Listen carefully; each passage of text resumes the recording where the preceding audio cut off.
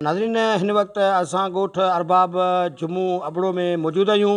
तव्हां मुंहिंजे back side ते उहो प्राइमरी गर्ल्स स्कूल ॾिसो पिया, जेको 94 में ठहियो ऐं 2002 में ही स्कूल जेको आहे क्लोज़ थी वियो हलियो। सिर्फ़ु तइलीम खाते जूं जेके अख़्तियारियूं हुयूं उन्हनि जी बेध्यानी सबबि, हिन बिल्डिंग न ठाराइण सबबि जेके सवे नियाणियूं हुयूं उहे तइलीम जे ज़ेवर खां महिरूम थी वियूं आहिनि। अचो त हिन ॻोठ जे जेके रहवासी आहिनि उन्हनि सां ॻाल्हि ॿोल करियूं त हीअ स्कूल न ठहण जो सबबु छा आहे ऐं जेके नियाणियूं जेके मैसूर में पढ़ंदियूं हुयूं उहे हिन वक़्तु किथे तइलीम हासिलु करे रहियूं आहिनि। हाँ, ही स्कूल जेको आहे हिकिड़ो कमिरो प्राइमरी में हो, हिकिड़ो गर्ल्स में हो ऐं 2002 खां ही स्कूल बंदि कयो वियो ऐं स्कूल जेको आहे सॼो ज़ुबोन थी वियो हलियो। उन खां पोइ असां हीअ कची जॻह ठाराई।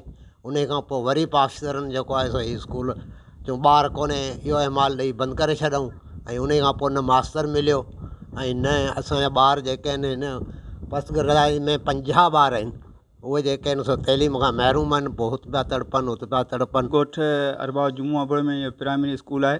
तक़रीबन जीअं 2002 में बोर्ड आई उन टाइम खां जीअं क्लोज़ थियो आहे अञा ताईं न खुली सघियो आहे ऐं ॿारनि जो मुस्तक़बिल जेको सो दाव ते आहे।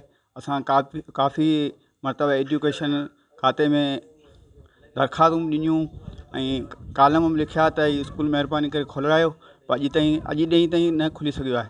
महिरबानी करे स्कूल खोलायो ऐं ॿारनि जो मुस्तक़बिल जेको आहे उहो तबाह थियण खां बचायो।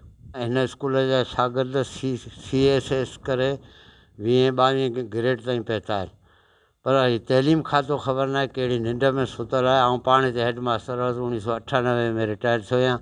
उन खां पोइ का बि स्कूल जी तइलीम खाते वारा कॾहिं अची विज़िट बि न आहे कयो।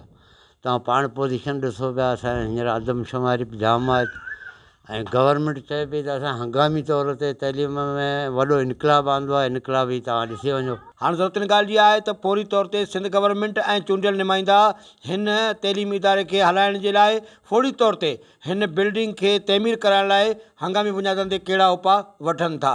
कैमरामैन असगर खोसो सां गॾु राज़क रीनू खोसो, अवामी आवाज़ TV न्यूज़ बदीन। विज़िट कयो अवामी आवाज़ मीडिया ग्रुप जी वेबसाइट awamiawaz.pk।